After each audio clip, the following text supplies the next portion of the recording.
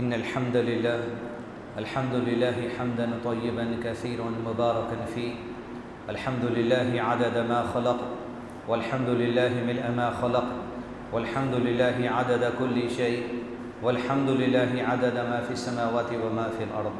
अल्लाहुम्मा सल्लि अला मुहम्मद व अला आलिहि व सहबिहि व सल्लम तस्लीमन कसीरा। रब्बि इश्रह ली सदरी व यस्सिर ली अमरी वहलुल उक़दतम मिन लिसानी यफ़क़हू क़ौली। मोअज़्ज़िज़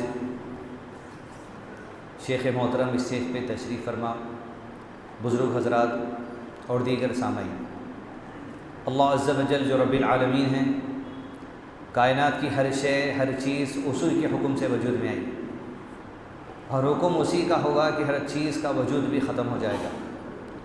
लेकिन अल्लाह की जो ज़ात है, अपनी ज़ात का तारुफ़ देते हुए अल्लाह ताला ने कुरान मजीद में इरशाद फरमाया, औज़ु बिल्लाहि मिनश शैतानिर रजीम, ला इलाहा इल्ला हु कुल्लु शैइन हालिकुन इल्ला वजह। वही माबूद बरक़ है, हर किस्म की इबादत सिर्फ़ अल्लाह वहदहु ला शरीक के लिए, और अल्लाह के करीब हर चीज़ कुल्लु शै, बस एक शय है। शय यानी बहुत बहुत छोटी चीज़ जिसकी कोई हैसियत नहीं है। कुल्लु शैइन हालिक, अल्लाह को सारी कायनात का पैदा करना भी एक शय की तरह है और अल्लाह को सारी कायनात का ख़त्म कर देना भी एक शय की तरह है। इल्ला वजह, जो बाकी रहने वाली ज़ात है वो अल्लाह है, उसका चेहरा है। अल हय्य अल क़य्यूम अस्सित्तीर अस्समद वो ज़ात है। दुनिया में भेजे जाने के मुख्तलिफ़ मक़ासिद आपको मुख्तलिफ़ आयात में अहादीस में मिलेंगे, लेकिन कई जगह पर अल्लाह ताला ने जहाँ दुनिया में भेजे जाने के मकसद को बयान किया और अहादीस में आप सल्लल्लाहु अलैहि वसल्लम ने उन मकसद को अलग अलग पैगाम के साथ बयान किया। वहीं पर कुरान मजीद की एक आयत में अल्लाह ताला ने वादे तौर पर इरशाद फरमा दिया, अल्लज़ी खलक़ल मौत वल हयात लियब्लुवकुम अय्युकुम अहसनु अमला। मौत और ज़िंदगी की तख्लीक़ अल्लाह ताला ने तुम्हारे लिए कर दी है, लिनब्लुवकुम अय्युकुम अहसनु अमला, ये जानने के लिए कि तुम में से कौन बेहतर अमल करने वाला है। दुनिया में जब मैं और आप आए हैं तो अल्लाह ताला ने हमारे लिए बेहतर क्या है, शर क्या है, बुरा क्या है, अच्छा क्या है, हलाल क्या है, हराम क्या है, सही क्या है, गलत क्या है, इसकी तमीज़ हमारे दुनिया में आने से पहले मौजूद है। कुरान मजीद का नुज़ूल हो चुका 1450 साल हो गए, यानी हम में से कोई 1000 साल का भी अगर कोई है उम्र वाला तो उसकी उम्र से पहले, उसकी पैदाइश से पहले हक़ दुनिया के अंदर मौजूद है। फिर उनसे पहले के लोगों के लिए उनके अम्बिया का पैगाम मौजूद था, उनसे पहले लोगों के लिए उनके अम्बिया का पैगाम मौजूद था। गर्ज ये कि आदम अलैहिस्सलाम तन्हा ज़मीन पर आए, हव्वा अलैहिस्सलाम तन्हा ज़मीन पर आए, इंसानियत कोई बसी भी नहीं थी, रब का पैगाम हिदायतनामा लेकर आए थे। हर दौर में अल्लाह ताला ने इंसानों के लिए पैगाम रखा है। कोई इंसान दुनिया के अंदर ऐसा नहीं है जो ये नहीं कह सकता कि मुझको पैगाम नहीं मिला, चाहे वो गैरों में से हो, मुसलमानों में से हो, हिंदुओं में से हो, किसी में से भी हो। कुरान मजीद की वो आयत याद रखें जहाँ अल्लाह ताला ने आलम अरवा में, यानी जिस तरह इंसान अब पैदा होकर आए, दुनिया भी हमारी 4 मरहले की ज़िंदगी है। एक आलम अरवा में मेरी और आपकी रूह है और क़यामत तक मज़ीद जो लोग पैदा होकर आएंगे उन सब की रूहें आलम अरवा में हैं। दुनिया में आगाज़ होने से पहले अल्लाह ताला ने सारी रूहों की तख्लीक़ कर ली और उस तख्लीक़ से अल्लाह ताला ने इक़रार ले लिया, अलस्तु बिरब्बिकुम, क्या मैं तुम्हारा रब नहीं हूँ। तख्लीक़ जिस रब ने की उसी रब ने इक़रारनामा भी सारी मखलूक से ले लिया। तो हमने और आपने और जो कुफ़ारा ज़िंदा हैं, क़यामत तक जो लोग आएंगे, सबने गवाही दी, क़ालू बला शहीदना, बेशक हम शहादत देते तो हमारा रब है, माबूद है। हम अगर ये समझ लें कि गैर मुस्लिम के पास जो सो पैगाम कैसे पहुँचेगा, अलस्तु बिरब्बिकुम पहुँच चुका, किस तरीके से अल्लाह ताला उन तक पैगामें पहुँचाते हैं, अज़ा होती हैं, ये मुसलमान को देखते हैं, ये नमाज़ों को देखते हैं, ये ईदों को देखते हैं, कैसे नहीं पहुँची। अगर ताज्जुब हो रहा तो आज हिंदुस्तान के पार्लियामेंट में इस्लाम के नाम पर बिलों को खिलाफ वर्जी में पेश किया जा रहा है। इस्लाम हमसे ज़्यादा वो सीखने की कोशिश कर रहे हैं। हुज्जत कायम होती है अल्लाह की तरफ से। सूरह तलाक़ कुरान मजीद की एक सूरत का हिस्सा है, कुरान मजीद की आयात के अल्फाज हैं, तलाक़ कुरान मजीद की आयत के लफ्ज़ हैं, लेकिन इसी तलाक़ लफ्ज़ पे पार्लियामेंट में कुफ़ार बिलों को पेश कर रहे हैं। हुज्जत नहीं पेश हुई उनके पास, दलील नहीं पेश हुई उनके पास। जब जो सो ऐवानों के अंदर जो सो इस तरीके की बातों को लाया जाता है, क्या कुरान उठाकर नहीं पढ़ते, क्या सुन्नत उठाकर नहीं पढ़ते, मुसलमानों के अमल नहीं देखते, एक एक चीज़ उनके लिए हुज्जत बनते जाती, एक एक चीज़ उनके लिए पैगाम इलाही बनते जाता। और फिर उनकी नींदें, उनके ख्वाब, दुनिया में नज़ारे, दुनिया के अंदर अल्लाह की कुदरत की निशानियाँ, मुसलमानों का चलना फिरना, हक की बात, आज़ान की बुलंदी, कुरान का पैगाम, अपने हाथों से कुरान को जला रहे हैं। क्या वजह? ये सोच करके हक वाली किताब है, हदीसों का इनकार कर रहे हैं, हूरों की हदीस का मजाक उड़ाया जा रहा, जन्नत के अंदर हूरों का मजाक उड़ाया जा रहा, एक से ज्यादा बीवियों के अहकामात का मजाक उड़ाया जा रहा। वजह क्या है? तुम पढ़ रहे हो ना, तो जब तुम पढ़ते हो तो हुज्जत कायम होती है उनके ऊपर। अलस्तु बिरब्बिकुम, क्या मैं तुम्हारा रब नहीं हूँ? क़ालू बला शहीदना, सबने गवाही दी। उसी शहादत की बिना पे अल्लाह ताला क़यामत के दिन सबको उठाएगा और उनसे हिसाब व किताब लेगा। कोई ऐसा नहीं होगा जो इस बात का इनकार करेगा कि हम तक पैगाम नहीं पहुंचा, क्योंकि हुज्जत अल्लाह ने कायम कर दी। और अल्लाह जब हुज्जत कायम कर देता है किसी मखलूक पर, किसी और की हुज्जत कायम करने की ज़रूरत नहीं होती। अजीज़ दोस्तों, उन्वान आपने देखा होगा, ये लिखे कि नौजवान तबाही के दवाने पर। उन्वान इनकम्प्लीट है, नौजवान ही क्यों, बड़े सब इसके अंदर शुमार है जो अपने अंदर तबाही के साथ दाहिने की तरफ है। अल्लाह ताला ने कुरान मजीद मेरे साथ फरमा, बिस्मिल्लाहिर्रहमानिर्रहीम, वल अस्र इन्नल इंसान लफ़ी खुस्र। सिर्फ नौजवान नहीं, सारे के सारे इंसान तबाही के रास्ते पर है। इन्नल इंसान लफ़ी खुस्र, खसारे की तरफ है। वजह क्या है? हक़ नहीं है तुम्हारे पास, तुम बातिल ज़िंदगी गुजार रहे हो, तुम्हारे पास रहनुमाई नहीं थी, तुम्हारे पास हक़ नहीं था, तुम्हारे पास रसूल नहीं थे। लेकिन इल्लल्लज़ीना आमनू, लेकिन जो हमने रवाना कर दिया, जो उस पर ईमान लेकर आ गया, वअमिलुस्सालिहात, और जो उस पर अमल खैर कर लिया, वतवासौ बिल हक़, और जो उस हक़ पर जम गया, वतवासौ बिस्सब्र, हक़ पर अमल करते हुए मुसीबतें अगर आई, हक़ पर अमल करते हुए सब्र करना पड़ रहा है, हक़ पर अमल करते हुए बर्दाश्त करना पड़ रहा है, वतवासौ बिस्सब्र वतवासौ बिल हक़, ये दो शराइत है। हक़ पर जम जाएंगे, सब्र करना ही पड़ेगा, और हक़ पर इंसान उसी वक्त रह सकता है सब्र के साथ। अल्लामा शेख उथैमीन रहमतुल्लाह ने कहा, सब्र की मुख्तलिफ़ किस्में हैं, इसमें 3 किस्में शेख ने बताई।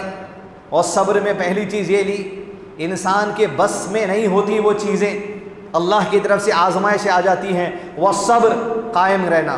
सब्र का माना क्या है? मुख्तलिफ माने हैं, लेकिन उमूमी तौर पे सब्र के माने यही होंगे, उन हालात में अल्लाह के दीन पर जमे रहना, सलाह की पाबंदी होना, शुक्रगुजारी होना, वज़ू का एहतमाम होना, रमज़ान है तो रोज़े चलना, बाप का जोख़ अदा होना, माँ का हक़ अदा होना, औलाद का अदा होना, दीन पे जमे रहना। किसी अमर में अल्लाह का हक़ हो या बंदों का हक़ हो, मैदान छोड़ के भागना नहीं है, उस हक़ पे जमे रहना। वतवासौ बिल हक़ वतवासौ बिस्सब्र। एक हालात आ जाते, जैसे अचानक बारिश हो गई, आपको रुकना पड़ रहा, आप सब्र कर रहे हैं, कहीं जाना था आप सब्र कर रहे हैं, लेकिन ज़ुबान से निकल गया, बारिश ने तो मेरे कारोबार को ख़राब कर दिए, सब्र ख़त्म हो गया। एक जुमला सब्र ख़त्म कर देता है आपका। हालात अल्लाह की तरफ से हैं, हम नहीं समझते थे कि बारिश हो जाएंगी, हो जाएंगी। नाशुक्री के कलिमात अगर ज़ुबान से निकल गए तो सब्र की कैफियत ख़त्म हो गई। फिर अल्लामा शेख उथैमीन रहमतुल्लाह ने कहा, सब्र का एक और मामला ये है, इंसान जब हलाल काम और हक़ काम की तरफ निकलता है, उस मौके पे उसे सब्र करना पड़ता। यानी आप बातिल मसलक पर थे, आप खुराफात में थे, बिदआत में थे, शिरक में मुब्तला थे, गलीज़ जी हालत के अंदर थे, दोस्त आपके अच्छे नहीं थे, मामलादारी आपकी अच्छी नहीं थी, आप जो सो राह रास्त पर आना शुरू कर दिए, पुराने जो सो आपके ख्यालात, पुराने नज़रिए, पुरानी ज़िंदगी, जहालत के बातें, जहालत की ज़िंदगी छोड़कर हक़ की तरफ आ रहे हैं। ज़माना आपको दोबारा खींचेगा, ज़माना आपको दोबारा बताएगा, ज़माना आपको अपनी तरफ बुलाएगा। सब्र करना है, वहीं जम जाना है जहाँ अल्लाह ने हक़ पर लाया है। वतवासौ बिस्सब्र। और तीसरे किस्म का सब्र शेख ने यह बताया कि इंसान जब बुराई से अपने आप को दूर कर लेता है, एक तो दीन पर अमल करते वक्त सब्र करना, उसमें मिसाल ये भी दी कि नमाज 5 वक्त पढ़ने की आदत है, हिदायत है अल्लाह की, लेकिन निकलना पड़ेगा, दुकान छोड़ना पड़ेगा, वुदू करना पड़ेगा, गाड़ी लेना पड़ेगा, मस्जिदों में आना पड़ेगा, ये सब्र है। और तीसरा सब्र शेख ने बताया, इंसान जब हराम से दूर होता है, हराम को छोड़ता है, उसके दिल में मलाल ये ख्याल उठकर आ जाता है, काश ये ले लेता तो आज मेरे मसाइल हल हो जाते थे, काश ये सूदी कर्जा ले लेता तो आज मैं निकल जाता था। वो सब्र पर कायम है। अय्यूब अलैहिस्सलाम, व अय्यूब इज़ नादा रब्बहु अन्नी मस्सनी दुर्र व अंत अरहमुर राहिमीन। अल्लाह की तरफ से आजमाइश ने लपेट लिया, 1-2 साल नहीं 18 साल तक उस आजमाइश के घेरे में अल्लाह से रहे, सब्र किया। सब्र का मुराद दीन पर कायम रहना, जो इबादतें फ़र्ज़ ऐन है उन पर कायम रहना, हुकूकुल्लाह पर कायम रहना, हुकूकुल इबाद पर कायम रहना अपनी ताकत के मुताबिक। तो सारी इंसानियत खसारे में है, सिर्फ नौजवान नहीं, लेकिन नौजवानों के लिए उन्वान दिया गया और नौजवान बैठे हुए भी हैं। तो नौजवानों को पहले ये समझना चाहिए, पहली चीज़ कौन सी एज से अकाउंट अपना चालू हो गया पहले वो देख लेना। इंसान जब अल्लाह के दरबार में पहुँचेगा, फमन यअमल मिस्क़ाला ज़र्रतिन खैरन यरा व मन यअमल मिस्क़ाला ज़र्रतिन शर्रन यरा। ज़र्रा बराबर नेकी लिखे भी है, ज़र्रा बराबर बुराई लिखी भी है। कभी ज़र्रा बराबर नेकी से उसका बेड़ा पार हो जा सकता, कभी ज़र्रा बराबर बुराई से उन्हें जहन्नम में गर्क भी हो सकता। वमन यअमल मिस्क़ाला ज़र्रतिन खैरन यरा वमन यअमल मिस्क़ाला ज़र्रतिन शर्रन यरा। ये ज़र्रा कब से लिखा जाता? पहले ज़र्रा क्या है, कैसी नेकी है वो देख ले। हो सकता अरे ये ज़र्रा भी लिखा जा रहा, ये ज़र्रे ज़र्रे से भी मामला तय हो जाते। तो फिर वो जानना ज़रूरी है कि अकाउंटिंग कहाँ से शुरू हो गई। पहले ज़र्रा खैर में और ज़र्रा शर में क्या है देखिए। आयशा रज़ियल्लाहु अन्हा के हुजरे में एक खातून पड़ोसन मुलाकात के लिए आई अपनी 2 लड़कियों के साथ जो छोटी उम्र की थी। बातचीत हुई, गुफ्तगू हो रही थी। हज़रत आयशा ने तीनों के लिए 3 खजूर लाए, एक बेटी को 1 खजूर दिया, दूसरी बेटी को 1 खजूर दिया और माँ को 1 खजूर दिया। पहली वाली बेटी अपना खजूर खा चुकी, दूसरी वाली बेटी अभी खजूर खा रही थी। माँ गुफ्तगू में थी, हज़रत आयशा से रज़ियल्लाहु अन्हा अभी खजूर नहीं खाई थी। पहली वाली लड़की अपना खजूर खाकर माँ से पूछती है, माँ मुझे और थोड़ा खजूर दे। तो माँ जब औलाद को तकसीम होती है तो आधा बराबर करना, बस वो खजूर में भी वो तकादा पूरा की, 2 टुकड़े कर दी। 1 टुकड़ा मांगने वाली को दी और 1 टुकड़ा जो भी नहीं मांगी थी लड़की उसको दे दी। गुफ्तगू हुई, हज़रत आयशा ने इस मंज़र को अपनी आँखों में क़ैद कर लिया। उनके दिल पर ये बात छा गई, वो चली गई। अल्लाह के नबी सल्लल्लाहु अलैहि वसल्लम जब घर पहुँचे शाम के वक्त या कुछ देर के बाद, तो उसने कहा अल्लाह के नबी सल्लल्लाहु अलैहि वसल्लम आज एक खातून आई थी, उसका एक अमल मुझे बड़ा पसंद आया, बड़ा अच्छा लगा कि जब खजूर मांगने वाली मांगी तो उसे भी दे दी और जो नहीं मांगी उसे भी दे दी और ख़ुद तो नहीं खाई। उसका अमल बड़ा अच्छा लगा अल्लाह के नबी सल्लल्लाहु अलैहि वसल्लम। फमन यअमल मिस्क़ाला ज़र्रतिन खैर, फरमाया आप सल्लल्लाहु अलैहि वसल्लम, आयशा जिस अमल का तुम तज़किरा कर रही हो उस औरत ने ऐसा अमल अंजाम दे दिया है कि उस अमल के ज़रिए उसने अपने ऊपर जन्नत को वाजिब कर लिया। फमन यअमल मिस्क़ाला ज़र्रतिन खैरन यरा, ये खजूर का टुकड़ा भी जन्नत को पहुंचा सकता है। आप सल्लल्लाहु अलैहि वसल्लम ने फरमाया आधे खजूर का टुकड़ा ही क्यों नहीं, सदका करो, अपने आप को जहन्नम के अज़ाब से बचाओ। ये तो सदकी चीज़ है, लेकिन कभी बसा औक़ात कुछ अमल ऐसे होते हैं जिसको बहुत मामूली समझते हम, लेकिन अल्लाह के करीब वो बहुत बड़ा गुनाह होता है। अल-कबाइर व सगाइर किताब में इक़बाल गिलानी ने हदीस को लेकर आए और इस बात को पेश किया कि बेमकसद गुफ्तगू अल्लाह को पसंद नहीं है। यानी ऐसी गुफ्तगू जिसमें कोई मकसद नहीं है, जिसमें कोई फ़ायदा नहीं है और जिसमें तुम्हारी दखल अंदाजी नहीं है, तुम्हारे लिए ज़बान चलाने का हक़ नहीं है, तुम्हारे फैसले का हक़ नहीं है। लोगों के अमाल पे उंगली उठाना, अली ज़बान चल जाती लेकिन फ़ैसला कितना बड़ा होता। आप सल्लल्लाहु अलैहि वसल्लम गुज़िश्ता कौमों में गुज़रे हुए 2 दोस्तों का जिक्र करते हैं, जिसमें एक दोस्त बड़ा नेक था और दूसरा दोस्त गुनहगार था। जो गुनहगार दोस्त था उसको अपना दूसरा जो नेकोकार दोस्त था वो हमेशा नसीहत करते रहता कि गुनाह की ज़िंदगी छोड़ दे, खैर की तरफ आ जा, इस्लाह कर ले, अल्लाह के दीन की तरफ आ जा, उसे हमेशा दावत देते रहता। लेकिन गुनहगार जो दोस्त था वो अपनी ज़िंदगी में रहता। एक दिन उस दोस्त ने बहुत बड़ा गुनाह कर दिया, तो जब ये नेक दोस्त को पता चला कि तूने इतना बड़ा गुनाह कर दिया, तो अपनी ज़ुबान से उसने ये कह दिया कि तूने तो इतना बड़ा गुनाह कर दिया कि अब तो तू जन्नत में कभी नहीं जाएगा, अब तो जहन्नम तेरे लिए है। आप सल्लल्लाहु अलैहि वसल्लम ने कहा अल्लाह का फ़ैसला ये था, दोनों की मौत का वक्त अल्लाह ने एक साथ रखा। मलकुल मौत दोनों की रूह एक ही वक्त निकाले, और जब रूह निकलती है तो आसमानी दुनिया से सफ़र करते हुए अल्लाह के दरबार में पहुंचाई जाती है। कब्र के सवालात से पहले इल्लीन और सिज्जीन का जो सो डिसीजन अल्लाह ताला देते हैं।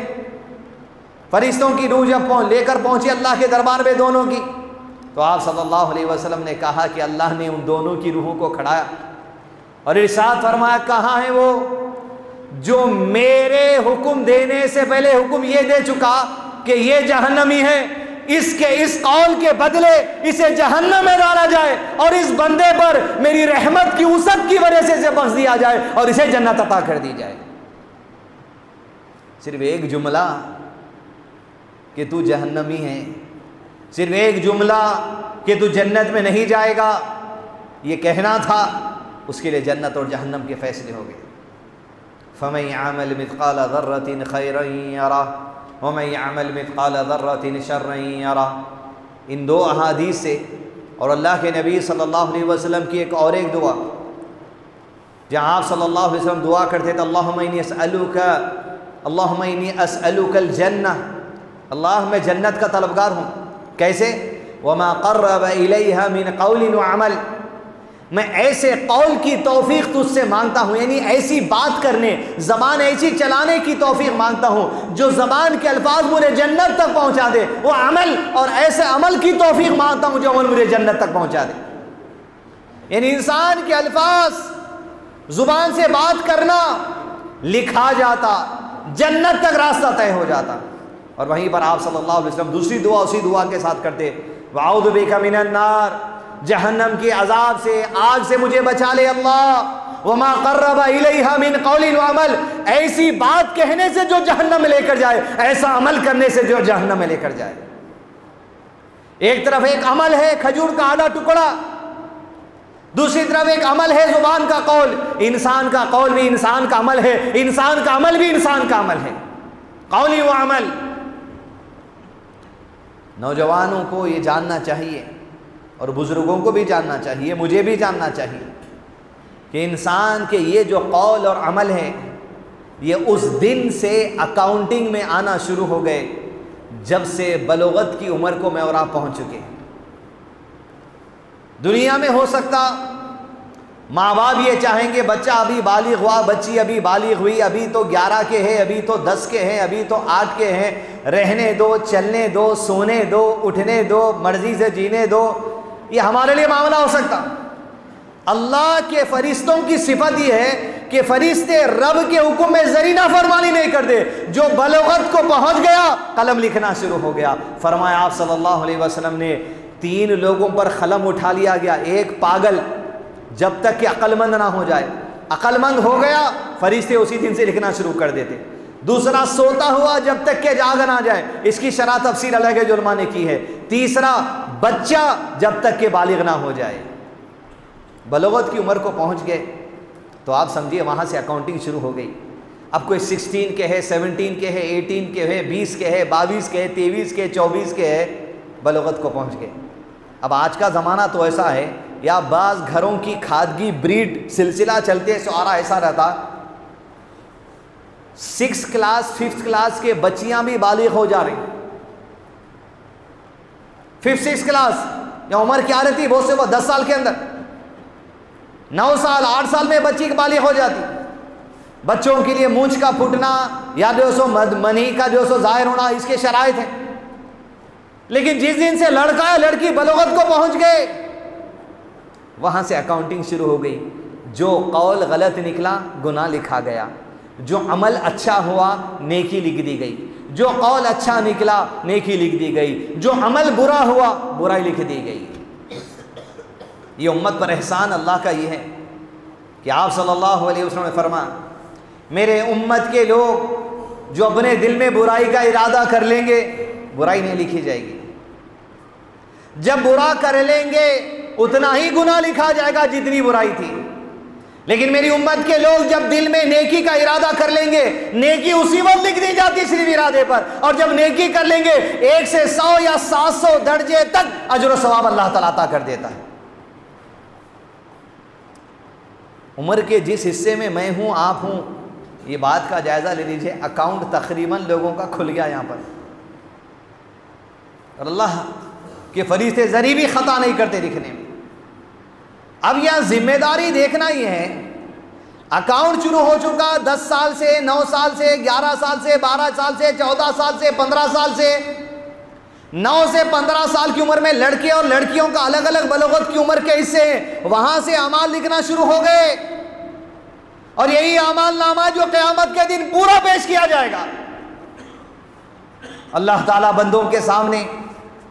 जहाँ एक बंदे के सामने उसके नामे अमाल पेश करेंगे, हदीस में आप सल्लल्लाहु अलैहि वसल्लम ने इरशाद फरमा, मद्दिल बसर, जहां तक नजर जाती वहां तक उसका दफ्तर है, अमाल नामा है जो फरिश्ते लिखते हैं। अल्लाह ताला उस बंदे को बुलाकर पूछते हैं, मद्दिल बसर, ये जो नजर जहां तक तेरी जा रही है वहां तक तेरा नामे अमाल है। अब इसमें मेरे फरिश्तों पे कुछ सवाल है क्या तुझे? कुछ एतराज़ है क्या मेरे फरिश्तों पे कि मेरे फरिश्ते गलत लिख दिए, तू ये अमल नहीं करा था, तेरे अमल को लिख दिया गया? कहेंगे या रब्बी, तेरे फरिश्ते की सिफत नाफरमानी नहीं है, मैं सब चीज़ों का इकरार कर लिया रब्बी, जो जो चीज़ इस दफ्तर में है वो मेरे अपनी नफ्स की जो शरारत है मैं किया हो, तस्लीम कर लेंगे। और दूसरे को बताया जाएगा, ये तो तस्लीम कर लेंगे अपनी नफ्स की शरारत। एक दूसरे बंदे को बताया जाएगा, उसका नाम है अमाल वसी, वो बोलेगा या रब्बी, आज मैं किसी की गवाही तस्लीम करने वाला नहीं हूं, आज सिवाय मेरे, मैं मेरी गवाही दूंगा, मैं फरिश्तों की गवाही, किसी की गवाही लेने वाला नहीं। अल्लाह ताला कहेंगे मंजूर है रब के फैसले, तू किसी की नहीं लेना चाह रहा गवाही, ना तेरे नामे आमाल की, ना हमारे फरिश्ते लिखे सो तेरी गवाही लेता, तेरी गवाही लेंगे। उसके मुंह पर ठप्पा लगा दिया जाएगा, और सबसे पहले उसके जिस्म का जो आज़ा बोलेगा वो उसकी रान होगी, उसकी रान पुकार के कहेगी खत्म, उठाकर इस गुनाह की तरफ जाता था। उसके हाथ गवाही देंगे, उंगली गवाही देंगे, कान आंख गवाही देंगे।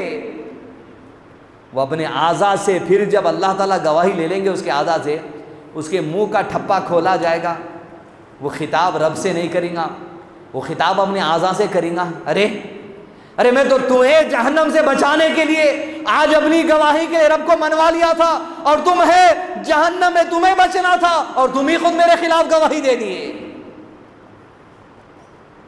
इंसान के नामे आमाल के अलावा इंसान के जिस्म के आज़ा उसके गवाह हैं, और सबसे पहले क़यामत के दिन जिस आज़ा से गवाही ले जाएगी वो थाई है, थाई, रान। कदम का पहला ऐसा जो मूवमेंट करता है वो रान है, कदम चल के जाने के लिए। जिस गुनाह की तरफ चले जाओ, जिस खैर की तरफ कदम उठा लो, रान के हिस्से का मूवमेंट है। वमन यअमल मिथक़ाल ज़र्रतिन खैरन यरा वमन यअमल मिथक़ाल ज़र्रतिन शर्रन यरा। जिम्मेदारी क्या नौजवानों की है क्या? 20 साल, 22 साल, 26 साल, 24 साल, 23 साल, 21 साल में आके क्या वो सोचेंगे हमारा नाम अमल तो लिखना शुरू हो गया? लेकिन यहाँ नौजवानों की जिम्मेदारी के साथ साथ आज अगर होश आ रहा तो आज आप होश के नाखून चबा लीजिए। ये और बात है, नाखून चबाने की आदत ही बुरी है। एक जुमला बन गया, वो जुमला चल रहा, लेकिन जिम्मेदारी यहाँ नौजवानों के लिए नहीं, बुज़ुर्गों की सबसे बड़ी जिम्मेदारी यहाँ इस मौके पर यह है कि अजीज़ नौजवानों, अगर आज आप शादीशुदा नहीं हैं, जो गलती आपके माँ बाप, आपके बड़े भाई, आपकी बड़ी बहन, आपकी वालिदा, आपके चाचा, आपके ताया, आपके घर वाले अगर आपके हक़ में करे हैं, अब आने वाली ज़िंदगी में आप अपने जो सो वो गलती मत करिए। आप नौजवानी की उम्र में हैं तो जो गुजरा उसका जायज़ा लेना है, जो आने वाला है उसका जायज़ा लेना है। जिस दिन बच्ची बलोगत को पहुंची या जिस दिन लड़का बलोगत को पहुंचा, उस वक्त अल्लाह के नबी सल्लल्लाहु अलैहि वसल्लम की हदीस याद कर लीजिए, जहाँ सल्लल्लाहु अलैहि वसल्लम ने वाज़े तौर पे कहा, हर बच्चा जब 7 साल का हो जाए, कितने कितने नमाज की तलकीन करो, 7, 8, 9, 10, 7, 8, 9, 10, 3 साल का मरहला। और जब वो 10 साल का हो जाए, लड़का हो या लड़की हो, नमाज नहीं पढ़ते या टाल मटोल करते हैं या सही नमाज नहीं पढ़ते, उन्हें हल्की सी मार मारी जाए तंबी के लिए, नसीहत के लिए। क्यों? हो सकता 9 या 10 से उसके अमाल लिखना शुरू हो जाए। लेकिन ये हदीस सिर्फ नमाज के लिए नहीं है, ये हदीस बुजुर्गों के लिए, माँ बाप के लिए जिनके बच्चे 7-8 साल के आगे, उनकी जिम्मेदारी का एहसास दिलाने वाली हदीस है। 7 साल से तरगीब दिलाओ, बोले 9-10 में आ गया, 8-9-10 मारने का हुक्म है, लेकिन 10 साल तक नमाज सिखाई नहीं, आप मारने का हक ही नहीं है फिर आपको। माँ बाप के लिए ये बुनियादी तालीम है, हदीस के अंदर पैगाम है।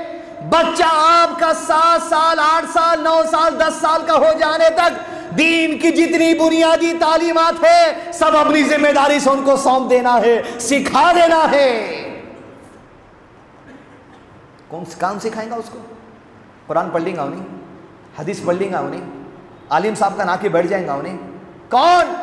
फरमाया आप सल्लल्लाहु अलैहि वसल्लम ने, हर बच्चा फितरत पर पैदा होता है, इस्लाम पर पैदा होता है, इस्लाम की एक्सेप्टेंसी पर पैदा होता है, लेकिन उसके माँ बाप है जो उसे यहूद नसारा सितारा परस्त मुशरिक बना देते हैं। अगर बेनमाजी है बच्चा 8, 9, 10, 11, 12 साल में, माँ बाप जिम्मेदार है।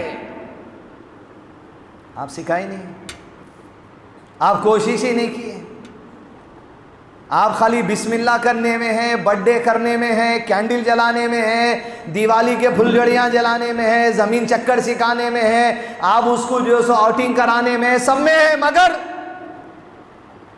नमाज सिखाने में नहीं है, कुरान सिखाने में नहीं है, ताहरत कैसा लेते सिखाने में नहीं है, पेशाब करके कौन से हाथ से धोना सिखाने में नहीं है, वुदू करते वक्त बिस्मिल्लाह कहना सिखाने में नहीं है, वुदू सही नहीं कर रहा तो ठहर क्या वुदू कराने के लिए नहीं है, कपड़े उसके टखने के ऊपर है नहीं है कराने में नहीं है, उसका हिजाब बराबर है या नहीं है देखने में नहीं है, मस्जिद में सीधे पैर से जारा नजारा देखने में नहीं है, हमाम में बाएं पैर से जारा नजारा करने में नहीं है, पेशाब बैठ के कर रहा नहीं कर रहा देखने में नहीं है, पेशाब करने के बाद सीधा पैर डाल के बाहर निकल रहा नहीं कर रहा देखने में नहीं है, खाना सीधे हाथ से खा रहा नहीं खा रहा देखने में नहीं है, खाने से पहले बिस्मिल्लाह बोल रहा नहीं बोल रहा देखने में नहीं है, पानी पीने का तरीका सिखाने में नहीं है, शरबत का तरीका सिखाने में नहीं है, मगर बाप बेटे को लेकर, जवान बच्ची को लेकर T20 मैच में लंगी नाचने वालियों को देखने में पूरा घर मौजूद है, वर्ल्ड कप का फाइनल देखने में पूरा घर मौजूद है, शादियों में जाने में नमाजें छोड़कर पूरा घर मसरूफ है। मगर ये जो जिम्मेदारी नौजवानों के ऊपर उन्वान रखे, पहली जिम्मेदारी बाप की है। उस उम्र तक आ गया, कलम लिख लिया गया, 14 साल से शुरू कर दिया गया, 15 साल से शुरू किया गया, गिरेबान झांकने का मौका है वालिदैन के लिए। मेरी औलाद अगर आज इस पोजीशन में, हमारी औलाद अगर आज इस पोजीशन में, नमाज में क्या पढ़ना नहीं मालूम, फिक्र औलाद से ज्यादा आप अपनी करना कि आप क्या कर लिए, क्योंकि आप सल्लल्लाहु अलैहि वसल्लम ने फरमाया मर्द अपने घर का हाकिम है, उससे बाज पुरुष होगी, औरत अपने शौहर के घर की हाकिम है, उससे पुरसिज की जाएगी। हर कोई जिम्मेदार है। चरवाहा अपने बकरियों का जिस तरह जिम्मेदार है, बकरियों को लगड़ रेवड़ में लाने के लिए, यहाँ वहाँ घूमने से रोक के एक रास्ते पे चलाने के लिए हर माँ बाप की ये जिम्मेदारी है।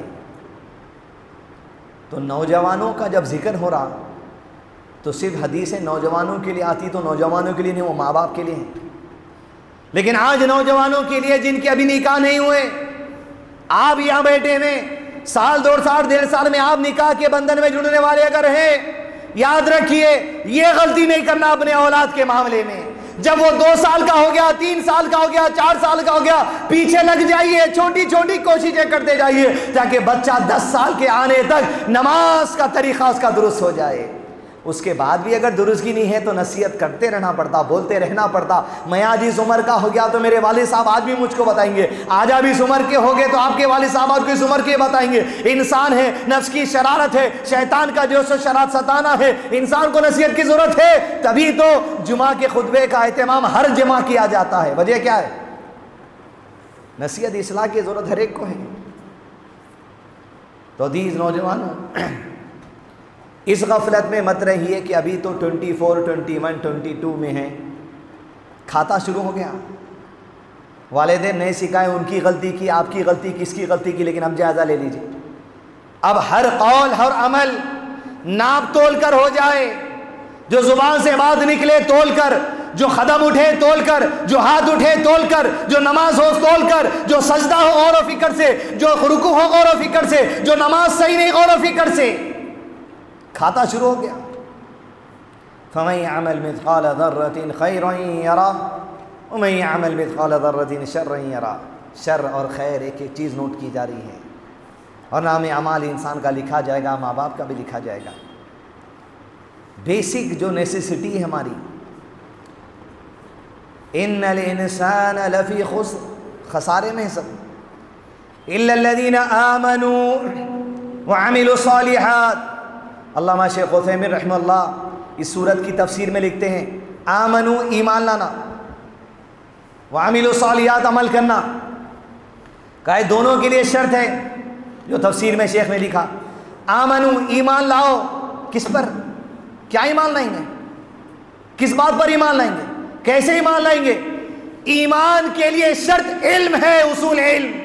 वामिलु सालिहात, अमल नेक के लिए शर्त इल्म है, उसूल इल्म। जब तक के नॉलेज नहीं है, एजुकेशन नहीं है, मालूमात नहीं है, उलमा की सोबत में नहीं है, कुरान पढ़ने में नहीं है, हदीस पढ़ने में नहीं है, या दर्स व तदरीस अटेंड करने में नहीं है, हलका अटेंड करने में नहीं है, आप ईमान बढ़ ही नहीं सकता, आपका अमल हो ही नहीं सकता आपका। आपको कहा जा नमाज सही करो, नमाज सही करो, नमाज सही करो, नॉलेज होगी तो सही होगा ना भाई। हाथ कहाँ बांधना है, पढ़ना पड़ेगा, किसी आलिम साहब से पढ़ना पड़ेगा, या किसी आलिम के वीडियो को सुनना पड़ेगा, या उनकी लिखी हुई किताब को सुनना पड़ेगा, या माँ बाप पढ़ाना पड़ेगा, या भाई पढ़ाना पड़ेगा, तब जाके नॉलेज होंगी। और अगर इल्म नहीं है ना ईमान हो सकता, इल्म नहीं है ना अमल हो सकता। और अहले इल्म ने कहा इंसान के लिए दो किस्म के गुनाह हैं। एक तो गुनाह कर रहा, वो तो सज़ा है उसकी। कहा दूसरा, ये गुनाह से बचने के लिए इल्म हासिल नहीं करा, इल्म हासिल नहीं करने का भी अज़ाब है। उसूल इल्म फर्ज़ ऐन है, लाजिम है हम पर हासिल करना। बस्तियों में माहौल बनाना, मसाजिद में माहौल बनाना, मदारिस का माहौल बनाना, घरों में माहौल बनाना। अल्लाह ने अल्लाह के नबी सल्लल्लाहु अलैहि वसल्लम के घर का तस्करा करते हुए कहा, ए नबी सल्लल्लाहु अलैहि वसल्लम, आपके घर का जिक्र किया जाता है। आयातिल्लाहि व हिकमा, अल्लाह की आयत और हदीस की तालीम आपके घर में होती है। उस घर में, घरों का सिस्टम ये हो, कुरान मजीद का दर्स, घरों का सिस्टम ये हो, अहदीस का दर्स, माँ बाप सिखाएं, इल्म सिखाएं, टीवी पर, लेक्चर पर, वीडियो में, ऑडियो में, किताब के जरिए, कुछ भी हो, हर घर का माहौल होना ज़रूरी है। या कम से कम घरों से निकल कर जाकर लोग अहले इल्म के बाद दीन सीख कर आएँ। आपके शहर को देखें तो बड़ी खुशी ये हुई, मस्जिदों का शहर है, मस्जिदों का शहर है 200-300, और फिर वो मस्जिदों में 20 से 25 अहले हक़ के मस्जिदा, 20 से 25 मस्जिदा मतलब 20 से 25 उलेमा, 20 से 25 मसाजिद की कमेटियां। लेकिन अजीज दोस्तों, पूरे बीजापुर पर अहले हदीसों का हक है, हक पहुंचाने का। इस अजीम काम को करना हम सब की जिम्मेदारी है। सिर्फ जुमा खुतबे से काम नहीं चल सकता। अपनी सफ़ों में दीन की दुरुस्ती होना, अपनी सफ़ों में इल्म का फैलना, और हम है कि दूसरों तक फैलना। हमारा पैगाम कब पहुंचेगा? सही अकीदा आपके पास है, सही मनहज आपके पास है, सही तफसीर आपके पास है, सही हदीस आपके पास है। दुनिया मुंतज़िर है, दुनिया मुंतज़िर है। अरे एहसान है हिंदुस्तान के उलमा का, अरब के उलमा पे, जो आज मुदर्रिस हैं उम्मुल क़ुरा के, जो आज मुदर्रिस है जामिया इस्लामिया मदीना के, मक्का के, रियाद जामिया मोहम्मदिया यूनिवर्सिटी के। रमज़ान के महीने में कई साल पहले, 8-10 साल पहले की बात, मस्जिद हरम में बैठा हुआ था मैं तरावी की नमाज के लिए। बहुत पहले से जगह पकड़ के बैठते थे पहले, तो बहुत देर से जगह पकड़ के बैठा। मेरे बाजू भी लोग थे, जगह नहीं थी कोई आदमी आने की। एक शेख आए तो मेरे बाजू वाला आदमी बोला, ज़रा जगह दे दो, शेख है। मैं गुस्से में बोला, भाई जगह नहीं दे सकते, बहुत देर से पकड़ के बैठे भी, नमाज में टाइट हो जाता, नहीं देते। फिर लोग बोले उम्मुल खुरा के उस्ताद हैं, जगा दियो। मैं हट गया। शेख मेरे बाजू बैठे, बाजू बैठ के अपने आसन कलाम से गुफ्तगू किए। बोले कहाँ के हैं? इंग्लिश में बात करें। बोले मैं इंडिया का हूँ। बोले अच्छा इंडिया के हैं, आओ तुमको एक बात बता तुम इंडिया की। उम्मुल खुरा यूनिवर्सिटी जहाँ हरम के इमामा पढ़ते, हरम के इमामा पढ़ाते भी, शेख कह रहे हैं तुम्हें हिंदुस्तान की एक बात बताऊं, यहाँ जो उम्मुल खुरा जामिया इस्लामिया हमारे बड़े बड़े जो यूनिवर्सिटीज़ हैं, पहले हमको ये पता नहीं था दरसे हदीस होता क्या है, हमको पता नहीं था। ये तुम्हारे हिंदुस्तान के अहलुल हदीस उलमा है जो हम पर आके दरसे हदीस का आगाज किए। आज उन्हीं की वजह से आज यूनिवर्सिटियों में दरसे हदीस होती है। फतहुल बारी बुखारी शरीफ की सबसे पहली शरह तफसीर लिखने वाले कहाँ से छपी? कहा शेख रमज़ान आए थे आलिम दिल्ली में, कहा हिंदुस्तान में सबसे पहला नुस्खा उसका हाथ से लिखा गया। यह एहसान है हमारे उलमा का। बीजापुर में हक़ है आपका, बीजापुर आपकी जिम्मेदारी है। ये सिर्फ हमारे हलकात के अंदर नहीं। मैं पूछा मदरसा है क्या? कहा बोले एक भी अहले हदीस मदरसा नहीं है। बच्चे बच्चियाँ कहाँ जा रहे हैं हमारे पढ़ने? हमारा शहर, हमारे उलमा, हमारे मदारिस, हमारे तदरीस, हमारे जो एजुकेशन, मदरसा बनाने की ज़रूरत नहीं है। इतनी वसी मस्जिद अल्हम्दुलिल्लाह, इसका सेल्लार काफ़ी एक मदरसा चलाने के लिए। 24-25 मसाजिद, 4 कोने, 4 मस्जिदों को 4 मदरसे बना दीजिए, हुफ़ाज़ यही निकलेंगे। 25 उलमा है आपके पास, फजर के बाद से लेकर ज़ोहर का वक्त कोई भी दे सकते। एक जिम्मेदारी है। जब जाके माहौल बनेगा, बाहर के लोगों को बुलाने की ज़रूरत ही नहीं रहती। ये तो वक्तिया तौर पे कुछ आ गए, लेकिन हक़ तो आपका है, जिम्मेदारी आपकी है, शहर आपका, जिम्मेदारी आपकी। फ़मन यअमल मिथक़ाल ज़र्रतिन खैरन यरा वमन यअमल मिथक़ाल ज़र्रतिन शर्रन यरा। बुनियादी इल्म होना ज़रूरी है। इल्म कई चीज़ों का है, पहाड़ों का इल्म, समंदर का इल्म, medical science, engineering, physical science, biological science, हर चीज़ का इल्म है। लेकिन इल्म का नज़रिया हमारे पास सही नहीं है। मिसाल के तौर पे मस्जिद के बाहर दरख्त है ना, झाड़ है ना, एक झाड़ की तख्लीक किसने की? किसने पैदा किया झाड़ को? कोई शक है? ईमान है हमारा। झाड़ को तख्लीक करने वाली ज़ात अल्लाह की। आपका बच्चा बॉटनी पढ़ता स्कूल कॉलेज में जाके, अब वो बच्चे को जब झाड़ के बारे में, पत्ते के बारे में, फूलों के बारे में, स्टेम के बारे में, रूट के बारे में पढ़ाया जा रहा, हमारा नजरिया ये है दुनियावी पढ़ाई है। इतने पैदल है अपन एजुकेशन नॉलेज के मामले में। मस्जिद के अंदर आते खुद झाड़ बनाने वाला अल्लाह, फिर ये झाड़ की साइंस का इल्म अल्लाह ने बना के दुनिया में झाड़ रविशंकर बना लिए क्या? तख्लीक अल्लाह की तो इल्म भी अल्लाह का। अपने बंदों में से, अपनी मखलूक में से अल्लाह जिसे चाहता इल्म से नवाज देता है। आदम अलैहिस्सलाम के 2 बेटे, एक बेटा दूसरे बेटे को कत्ल करा था। कब्र खोदने का इल्म नहीं था, कब्र खोदने का इल्म था। किसको देख के कब्र खोदना सीखे? कौवे को। इल्म है अल्लाह का, जिसे चाहता अता कर देता। ये जो इल्म कौवे को खबर खोदने का है, ये फितरी इल्म है। बिल्ली है, कुत्ता है, बकरी है, कोई अपना खाना लेके नहीं फिरते। बारिश ही तो कहाँ जाना मालूम, धूप आई तो कहाँ जाना मालूम, खाना गोश्त की दुकान के सामने मिलता मालूम, वहाँ चले जाते हैं। ये फितरी इल्म है। ये फितरी इल्म तो कुफ़ार को भी है, गैरों को भी है। पैसा कमा रहे, छतरी बना रहे, सीढ़ी बना रहे, एरोप्लेन बना रहे, पानी का जहाज बना रहे, ये सब अल्लाह का दिया गया इल्म है।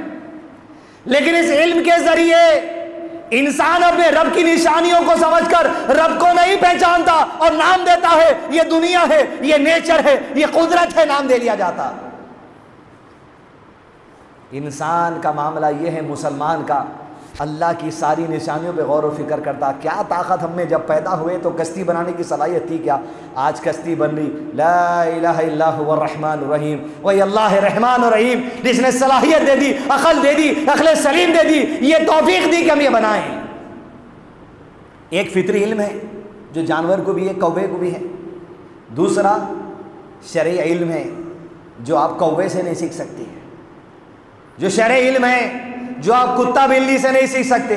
ये शरई इल्म है जो अहले इल्म से सीखना पड़ेगा, कुरान से सीखना पड़ेगा, आपको सुन्नत से सीखना पड़ेगा, अहले इल्म की मजलिसों में सीखना पड़ेगा, किताबों से सीखना पड़ेगा। वो शरीयत का इल्म जो सारे इल्म को 3 बुनियादी उन्वानों में समेट दिया गया है, और वही सारी जिंदगी का मकसद है। इंसान के कब्र में जाते ही वो सवाल होता है, मन रब्बुका, तेरा रब कौन है बता। मा दीनुका, तेरा दीन क्या है। मन नबीयुका, तेरे नबी कौन है। बच्चों को शाम के मदरसे में पढ़ा जाता था, मन रब्बुका अल्लाह, मा दीनुका मोहम्मद सल्लल्लाहु अलैहि वसल्लम, मन नबीयुका इस्लाम। ये जवाब है, समझ रहे हैं आप? ये तो सिर्फ रटाना है। जवाब क्या है? वो कब्र के अंदर 2 लोगों को अलग अलग कब्रों में दफन किया गया था। दोनों कब्रों का जिक्र आप सल्लल्लाहु अलैहि वसल्लम ने किया। जहां कब्र का जिक्र करते हुए आप सल्लल्लाहु अलैहि वसल्लम ने फरमाया, जब एक बंदे को कब्र में दफन किया गया, फरिश्ते मुनकिर नकीर आए उसके पास, उसे उठाकर बिठाया। अल्लामा शेख उदैमी ने कहा वो बरज़खी ज़िंदगी है, मरने के बाद की। ये दुनियावी ज़िंदगी है, फिर क़यामत की उखरवी ज़िंदगी। दुनियावी ज़िंदगी और बरज़खी ज़िंदगी की कैफियतें अलग हैं। यहाँ उठ के बैठना, वहाँ उठ के बैठना, अल्लाह आलम, वहाँ जाने के बाद ही मालूम होगा। मरी ईमान ला, उठ के बिठाया जाएगा। तो फिर कहा, उससे पूछा जाएगा, मन रब्बुका मा दीनुका, पूछा जाएगा मन नबीयुका, तेरा मोहम्मद के बारे में क्या ख्याल है सल्लल्लाहु अलैहि वसल्लम। वो जवाब देगा, बेशक वो अल्लाह के सच्चे बंदे और रसूल हैं जिनकी ज़िंदगी पर मैं चलता था। तो वो जो बंदा जब जवाब देगा तो उसे फरिश्ते दुनिया में जो गुनाह किया था, गुनाह की वजह से जो जहन्नम का अजाब मिला था, तय हुआ ना, अभी कब्र का मरला है, बरज़खी ज़िंदगी, आखिरत में जो मिलने वाला है, वो आग का मुशाहिदा करवाएंगे। तेरी आग है तेरे गुनाहों के बदले। लेकिन अभी जो ईमान का मुजाहिरा किया है, इस जवाब के बदले में वो आग तुझसे अल्लाह दूर फरमा देने वाला है। ये पहली खबर। दूसरी खबर का जिक्र करते हुए आप सल्लल्लाहु अलैहि वसल्लम फरमाते हैं, एक बंदे को उठाया जाएगा, पूछा जाएगा, सुनिए मन नबी का खाली जुमला जवाब नहीं होता। पूछा जाएगा, बता तेरा मोहम्मद के बारे में क्या मामला है सल्लल्लाहु अलैहि वसल्लम। इसका जवाब सुनिए और एहसास करिए मैं और आप क्या लेवल पर हैं। वो जवाब देगा, दुनिया में लोग कहते थे कि वो नबी है, लोगों की बात सुनकर मैं भी कह दिया नबी है। फरिश्ते जब ये जवाब सुनेंगे, दोनों कानों के दरमियान गुद्दी वाले हिस्से में ऐसे जोर का हथौड़ा मारेंगे, इंसान और जिन्नात छोड़ के वो कब्र के आताब में जो मखलूक होगी सबको मार की आवाज सुनाई देगी। और उसके बाद कहेंगे, ना तू दुनिया में सीखा, ना जानने की कोशिश किया नबी के बारे में, बस जो दुनिया वाले कहते थे वही सुनकर कह दिया सल्लल्लाहु अलैहि वसल्लम। अब समझने आ जवाब क्या है। मन नबियु का मतलब फरिश्तों ने कहा, तूने कोशिश ही नहीं की, तूने सीरत ही नहीं पढ़ी। मन नबीयु का, कौन है तेरे नबी। इल्मु, इमाम बरबारी रहमतुल्लाह अपनी किताब शरह सुन्ना में एक जुमला लिखते हैं, हर घर और मस्जिद में लिख के लगा देना है, इल्मु अन्नल इस्लाम हुवा सुन्नह व सुन्नतुल इस्लाम। जान लो, इस्लाम सुन्नत मोहम्मद को कहा जाता है और मोहम्मद सल्लल्लाहु अलैहि वसल्लम की सुन्नत ही हकीकी इस्लाम है। अगर मैं पानी पीने का तरीका सीख रहा हूं तो मैं नबी सल्लल्लाहु अलैहि वसल्लम की ज़िंदगी सीख रहा हूँ, ये समझना है। क्योंकि कौन बोले थे बिस्मिल्लाह, मोहम्मद सल्लल्लाहु अलैहि वसल्लम। अन्न व सुन्नतुल इस्लाम, इसलिए सुन्नत सीखना ही इस्लाम सीखना है, और इस्लाम सुन्नत ही में मिलता है और सुन्नत ही इस्लाम है।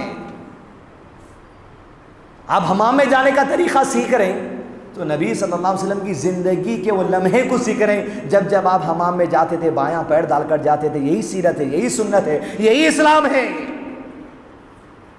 यही नॉलेज है, यही असल है। फरीसे क्या कहे उससे, तू कोशिश ही नहीं किया। हमारी कोशिश क्या है? बड़े बड़े मसाजिद अल्हम्दुलिल्लाह यहाँ पर, कोशिश क्या है? मगर 10 लोग बैठने दीजिए, हफ्ते में कम से कम कंटिन्यूस 4 दिन एक किताब, एक सब्जेक्ट की मुख्तसर हो, आपके हाथ में भी, आपके आलिम साहब के हाथ में भी। पढ़ना है इल्म से, सीखना मसाइल, तब जाके मालूमात होंगे, फिक़्ह आएंगी, ईमान बढ़ेगा, अमल के लिए होंगे, दीन की तबलीग होगी, घर वालों को बताएंगे, औरतों को बताएंगे। इसी बच्चों के मदरसे के लिए मस्जिद, बड़े भी सीखना, औरतें भी सीखना, दिन का वक्त औरतों के लिए, शाम का वक्त मर्दों के लिए, बच्चों के लिए सिस्टम करिए। इस्लामिक स्कूल चलाइए, इतने बड़े बड़े मसाजिद है, मसाजिद का इस्तेमाल करिए आप। जमीयत अहले हदीस के अंडर में स्कूल चलना मसाजिद में, कहीं पर जो साहब जूनियर केजी चलाइए, कहीं पर प्राइमरी चलाइए। शोलापुर 2-3 महीने पहले गया था, कई लोगों से मुलाकात हुई। स्कूल्स का माहौल अच्छा नहीं है यहाँ पर, कॉन्वेंट स्कूल से बच्चियों को नहीं भेजा सक रहे हैं। बोला परेशान होने की ज़रूरत नहीं है। कितने मस्जिदें हैं? बोले 12-14 मस्जिदें। 12-14 मस्जिदों में से टीचर्स को अपॉइंट करो, जितने बच्चियां स्कूल में एडमिशन लेने दो, मस्जिद के अंदर बुला के ट्यूशन टीचर लगा के तनख्वाह देकर साइंस, सोशल, इंग्लिश, मैथ्स पढ़ा दो। घर बैठ के पढ़ाई होती, पास होती, मस्जिद का माहौल होता। दीन भी सिखा दो और ये एकेडमिक्स भी सिखा दो। उसके जो अमाल अखलाक बच के भी रहेंगे, बच्ची जो सो तरोताज़ा इस्लाम के दायरे में पल कर बड़ी हो जाएंगी। हम मस्जिद का इस्तेमाल करना ही नहीं जानते हैं। नमाज लाख, नमाज लाख। आप सल्लल्लाहु अलैहि वसल्लम के ज़माने की मस्जिदें क्या थी?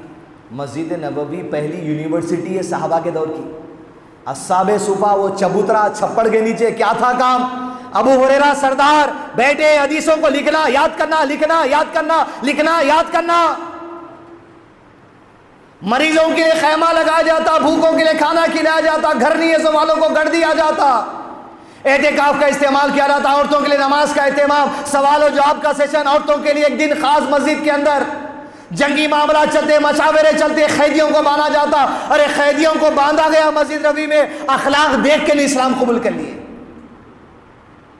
मसाजिद ये हैं। नौजवान तबाही के रास्ते पे अगर हैं तो उसके जिम्मेदार कौन है? हमारा ऑर्गेनाइजेशन। हम पकड़े नहीं हमारे नौजवानों को। उसके पास फ़ोन है तो फ़ोन होगा भाई, उसके पास लैपटॉप है तो होगा। अल्लाह जिसको बचाना है ज़रूर बचाएगा, लेकिन हमारी जिम्मेदारी का क्या अदा हो रहा? इल्म क्या दे रहे हम? इल्म क्या सीख रहा हो हमसे? क्या तदरीस हो रही उसके लिए? क्या तरबियत है उसके लिए? उसकी माँ के लिए क्या इंतजाम है तालीम का? उसके बाप के लिए क्या इंतजाम है तालीम का? स्कूलों के अंदर जाकर दीनी तालीम के लिए अपने उलमा को फिक्स कर कर एक पीरियड मांगना, हफ्ते में 2 दिन 3 दिन हम आपके स्कूल में हमारे आलिम साहब को भेजेंगे, बच्चों को एक ऑल टुगेदर बिठाइए, एक क्लास दीजिए, फ्री में पढ़ाते, जमात पैसे देना आलिम साहब को। माहौल बनेगा। जब तक माहौल नहीं है तब तक खाली नौजवानों पर अगर हम इशारा देंगे, उनको जिम्मेदार बोलेंगे, तो हमारी जिम्मेदारी से हम बरी हो रहे, और हमारी जिम्मेदारी से हम कौल के जरिए बरी हो सकते। लेकिन ये जो लिखने का मामला है, ये लिखा जा रहा है, और अल्लाह हर एक को जिम्मेदार बनाया। उस जिम्मेदार से ज़रूर बात पुरस होगी। हदीस दोस्तों, ज़रूरत है इस बात की कि मैं और आप अहले इल्म से जुड़े, दीन का इल्म हासिल करें। इल्म होगा तो ईमान बढ़ेगा, इल्म होगा तो अमल होगा, अमल होगा दूसरों को दावत होगी, घर के अंदर माहौल बनेगा, बस्ती के अंदर माहौल बनेगा, माशरे में माहौल बनेगा, बीजापुर में माहौल बनेगा।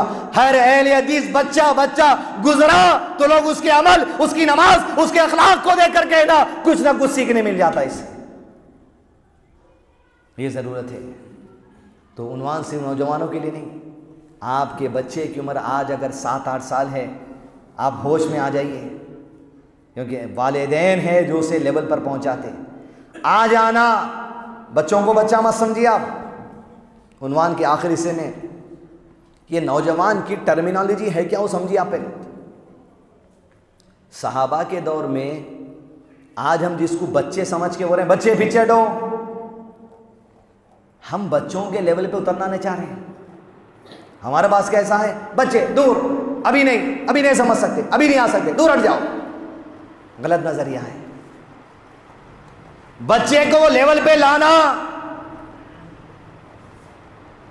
अनस इब्ने मालिक रज़ियल्लाहु अन्हु हिजरत करके अल्लाह के नबी सल्लल्लाहु अलैहि वसल्लम जब आए मदीना, मक्का से निकल के, उम्मे सुलैम रज़ियल्लाहु अन्हा अनस इब्ने मालिक को पकड़कर अल्लाह के नबी सल्लल्लाहु अलैहि वसल्लम के पास लेकर आती हैं। क्या एज थी अनस इब्ने मालिक की?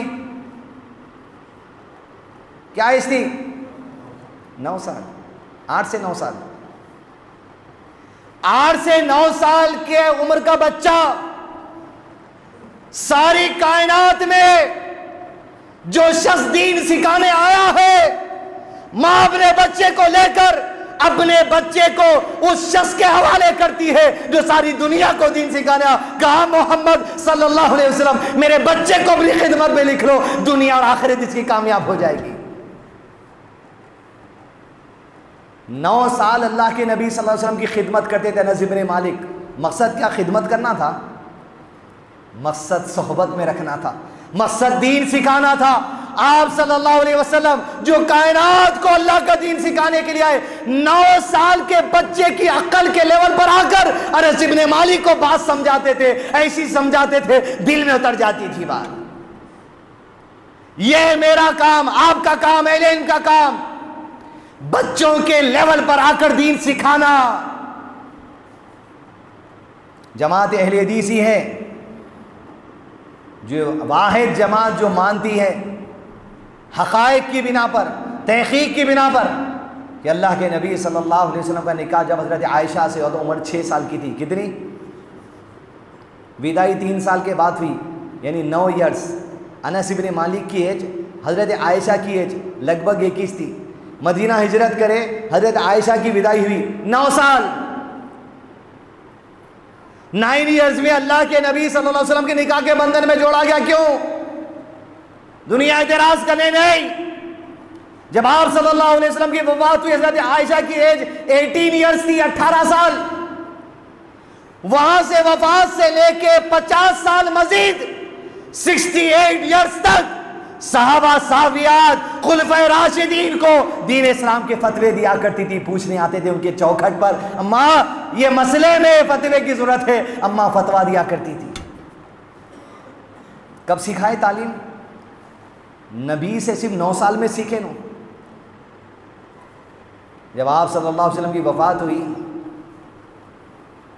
तदफीन के बाद या तदफीन से पहले अबू बकर रज़ियल्लाहु अन्हु ऐलान कराने लगे कि आप सल्लल्लाहु अलैहि वसल्लम का जो जो छोड़ा हुआ माल है उसकी फहरिस्त बनाओ, विरासत के माल की तकसीम करना है सब में। कौन पूछ रहे हैं? अबू बकर सिद्दीक़। पूरी उम्मत में अफजल, नबी के बाद अफजल यही शख्सियत, इल्मी वाली शख्सियत, अल्लाह से डरने वाली शख्सियत, सहाबा का इत्तेफाक था। हज़रत हफ्सा के पास गए, हज़रत उमर की बेटी है, अल्लाह के नबी सल्लल्लाहु अलैहि वसल्लम की बीवी। हज़रत आयशा के बाद मामला आया कि पूछा जा रहा है क्या क्या माल अल्लाह के नबी सल्लल्लाहु अलैहि वसल्लम छोड़े वो बता दो ताकि तरका हो जाए। हज़रत आयशा ने कहा कौन से तरका, कौन से तरके की बात कर रहे हो? नबी सल्लल्लाहु अलैहि वसल्लम ने कहा है अंबिया जो कुछ छोड़कर जाते हैं वो सब का सब सदका कर दिया जाता है, इनके माल में कोई विरासत की तकसीम नहीं होती। ये हदीस सिर्फ हज़रत आयशा के पास थी, किसी साहबी के पास नहीं थी। जब ये हदीस सुना रहे, 9 साल की एज है, 9 ईयर्स की एज की बच्ची से 62 ईयर्स के अबू बकर सिद्दीक दीन सीख रही, 18 साल। समझ रहे हैं आप? आज नौजवान बच्चे अगर 18 साल के यहाँ बैठे हुए हैं तो हज़रत आयशा 18 ईयर्स की थी रज़ियल्लाहु अन्हा। यकीनन वो लोग ख़ास थे, लेकिन पैगाम क्या है? उनके शौहर नबी, उनके बाप सहाबी, उनके फूफो सहाबिया, उनके खालाया सहाबी, उनके भाया सहाबी।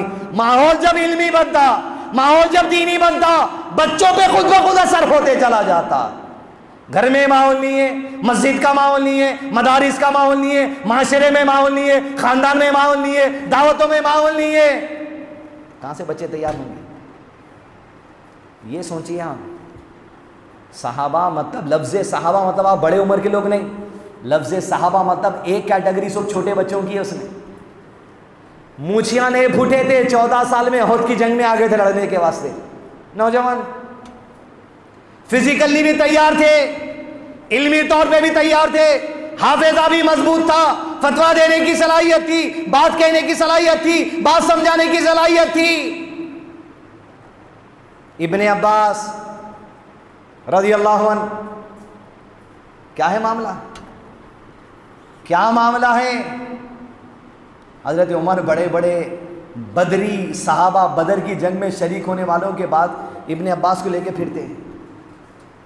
नौजवान क्या उम्र है, आप देखिए, किसको बोलते नौजवान? इस्लामी तरीके में क्या सलाहियत वाला होता।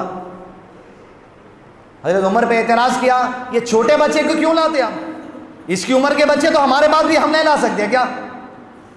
तो एक मजलिस में जब एतराज़ हुआ तो उमर ने कहा, फसब्बिह बिहम्दि रब्बिका वस्तगफिर, उन्वान छेड़े। इसकी तफसीर आपके करीब क्या है, ज़रा बताइए।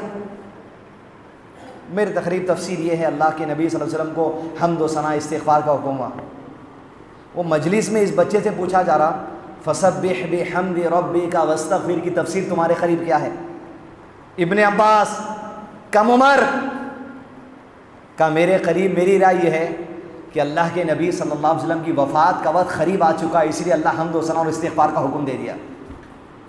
हज़रत उमर ने सुनकर कहा, आपकी एक राय है, आपकी एक राय है, उमर की यही राय है जो इब्ने अब्बास की राय है इस आयत के ऊपर। ये नौजवान है, हमारा जो स्ट्रक्चर है, ढांचा है नौजवानों को तैयार करने का, वो टोटल कोलैप्स है। सहाबा का जो स्ट्रक्चर था, 6 साल 7 साल से तैयार कर देते थे बच्चों को, 14 साल में मैदान जंग के लिए भी तैयार रहते थे, इल्मी सलाहियत के साथ भी तैयार रहते थे। अजीज नौजवानों, जिम्मेदारी आपकी है, इल्म का दामन थाम लीजिए, मसाजिद को थाम लीजिए, घरों में माहौल बनाइए, तदरीस के लिए मुतालबा कीजिए, किताबों के दर्स का मुतालबा कीजिए। 20 से 25 उलमाए, बहुत बड़ा जो सो तब्दीली शहर के अंदर आ सकती। अल्लाह ताला सलामती का मामला करे, खैर का मामला करे, बरकतों और रहमतों के नुज़ुल का मामला करे। व सल्लल्लाहु अला नबीना मुहम्मद व अला आलिहि व सहबिहि व सल्लम तस्लीमन कसीरा।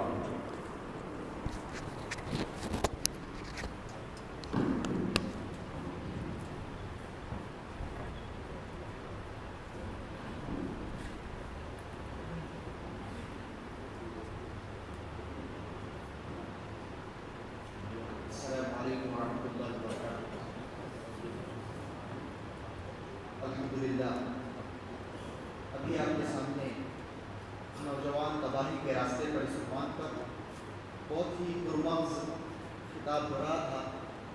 बहुत सारी बातें आपके इल्म में किताब सुन्नत की रोशनी में बयान की गई। हम अल्लाह रब्बुल आलमीन से दुआ गो हैं कि अल्लाह रब्बुल आलमीन शेख मोहतरम के इल्म में मज़ीद बरकत अता फरमाए, आपके मसाइल को अल्लाह रब्बुल आलमीन अपने दरबार में कबूल फरमाए और तादम हयात आपसे इसी तरह से दीनी और मिली खिदमत लेता है।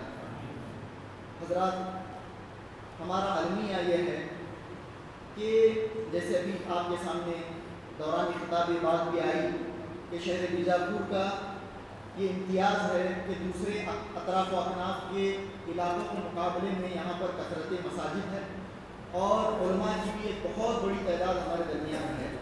इसके अलावा मेहमान उलमा की आमद व रफ्त तो लगी ही रहती है और बिलखुसूस मस्जिद फ़ातिमा तो इसलिए जानी जाती है कि यहाँ पर बहुत बड़ी तादाद में उलमा आते रहते हैं। रमज़ान मुबारक के महीने में भी उलमा बाहर से आते हैं और इसके अलावा भी उलमा तशरीफ़ लाते रहते हैं। लेकिन मसला ये है कि हम लोगों के अंदर अमल उस दर्जे पर नहीं है, जितनी मेहनत हो रही है और जितने ज़्यादा मुंतज़मीन की तरफ से इंतज़ामात हो रहे हैं इस सिलसिले में, लेकिन हम लोग कोताही के शिकार नज़र आते हैं। बड़ी ही इल्मी बातें पिछले दर्स में फ़ज़ीलत शेख अब्दुल क़दीर उमरी हफ़िज़हुल्लाह की तरफ से आपके सामने पेश की गई और आज आपके सामने इंतहाई पुरमग़्ज़ खिताब किया गया। और इसके अलावा फ़ज़ीलत शेख अब्दुल माजिद तहनी हफ़िज़हुल्लाह तो आपके दरमियान मौजूद ही हैं, लेकिन इसके बावजूद देखने में और मुशाहिदे में ये चीज़ आ रही है, और बिलखुसूस नौजवानों का मामला, कि हम लोग अमल से बिल्कुल दूरी इख्तियार करते जा रहे हैं। आज नौजवानों का जिस तरह से मामला होता जा रहा है, जिस तरह से नौजवान फितने में मुब्तला होते जा रहे हैं, ये किसी से मख्फी नहीं है। ख़ास तौर से मोबाइल फ़ोन का मसला हो, कॉलेजेस के अंदर नौजवानों की बेरानगी का मसला हो, सलफ़ी नौजवान, अहले हदीस नौजवानों का ये मामला मैं बता रहा हूँ। मैं दूसरे जो हमारे मुसलमान जिनका दूसरे मसालिक से ताल्लुक़ है, मैं उनकी बात नहीं कर रहा हूँ, फिर उनका भी मामला बहुत बिगड़ा हुआ है। लेकिन चैरिटी बिगिंस एट होम के तहत हमारे अपने लोगों का सबसे पहले मामला इंतहाई बिगड़ा हुआ है। जबकि जैसे कि शेख ने अभी आपके सामने बात बताई कि शहर बीजापुर के दूसरे लोगों का हमारे ऊपर हक है, तौहीद खालिस हमारे पास है, अमल खालिस हमारे पास है, अक़ीदा सलफ़ हमारे पास है, मनहज सलफ़ हमारे पास है। तो ये गिरां कद्र ख़जाना हम लेकर जो जी रहे हैं, ये लोग ये किसके लिए हैं? ये अल्लाह रब्बुल आलमीन की दूसरी मखलूक, अल्लाह रब्बुल आलमीन के दूसरे बंदे जो हमारे अतराफ ज़िंदगी गुजार रहे हैं, ये उनका हक है हमारे ऊपर। तो हमें चाहिए कि इस हक को हम अदा करें। कैसे हम अदा कर सकते हैं इस हक को? इस तरह से कि सबसे पहले तो जैसे बात आपके सामने बताई गई, हुसूल इल्म पर ध्यान दिया जाए, इल्म को हासिल किया जाए, और वो इल्म ऐसा हो जो हमारे अपने अमल से उसका इजहार होता हो। यानी हम सिर्फ ज़बान से बोलने वाले ना हो। बिमा तक़ूलूना मा ला तफ़अलून कबुरा मक़तन इंदल्लाहि अन तक़ूलू मा ला तफ़अलून वाला मामला ना हो। तुम वो कहते क्यों हो जो खुद करते नहीं हो। अतामुरून अन्नास बिल-बिर्रि व तंसौना अनफुसकुम वाला मामला ना हो कि तुम लोगों को तो भलाई की तरफ बुलाते हो लेकिन खुद को भूल जाते हो। इस तरह का मामला ना हो। कबुरा मक़तन इंदल्लाहि अन तक़ूलू मा ला तफ़अलून, अल्लाह के नज़दीक ये बात बहुत बड़ी है जिसे हमने बहुत छोटा ले लिया है। हमने बहुत छोटा ले लिया है कि हम बहुत बड़े बड़े तकरीरें, भाषण तो कर रहे हैं। नौजवान की हमारे देखें दूसरे नौजवानों के मुकाबले में, दूसरे मसालिक के मानने वालों के मुकाबले में एक आम अहले हदीस को भी बहुत ज़्यादा इल्म होता है और अपने दोस्तों और अहबाब की मजलिसों में बहुत बड़ी बड़ी बातें करता है। होना भी चाहिए, माशाअल्लाह, बहुत अच्छी बात है, अल्लाह रब्बुल आलमीन इसमें बरकत दे। लेकिन ये इल्म उस वक्त तक मुफीद नहीं है जब तक हमारे अमल से उसका इजहार ना हो। जैसे कि हमारे नबी सल्लल्लाहु अलैहि वसल्लम की ज़ात अक़दस से होता था। तो खैर शेख ने बिल्कुल आखिरी लम्हात में बिल्कुल आनंद फानंद मुझसे कुछ कहने के लिए कह दिया, तो ये चंद बातें मेरे जहन में आई तो मैंने आपके सामने बताई। फिर से आखिर में मैं यही बातें आपके सामने कहूँगा कि उलमा तो आ रहे हैं माशाअल्लाह, लेकिन अमल की ज़रूरत है। और शहर बीजापुर में एक तहरीक, और शहर बीजापुर में दावत सलफ़ की, सलफ़ियत की एक बहुत बड़ी तहरीक हमें चलाने की ज़रूरत है। और ये उसी वक्त मुमकिन होगा जब हम उसूल इल्म की तरफ ध्यान देंगे और अपने अमल से इस बात को साबित करेंगे। और आखिर में मैं फज़ीलत शेख काज़िम हफ़िज़हुल्लाह का फिर से एक बार शुक्रिया अदा करता हूँ कि यही शेर मेरे जहन में आ रहा है कि तस्कीन दिले महजून न हुई वो सही करम फरमा भी गए, इस सही करम को क्या कहिए, बहला भी गए, तड़पा भी गए। इस तरह का मामला हो गया है। बस आखिर में यही दुआ है कि अल्लाह रब्बुल आलमीन उनके इल्म अमल में खूब बरकत अता फरमाए। व आखिरु दावाना अनिल हम्दुलिल्लाहि रब्बिल आलमीन व सल्लल्लाहु अला नबीना मुहम्मद व आलिहि व सहबिहि व सल्लम तस्लीमन कसीरा।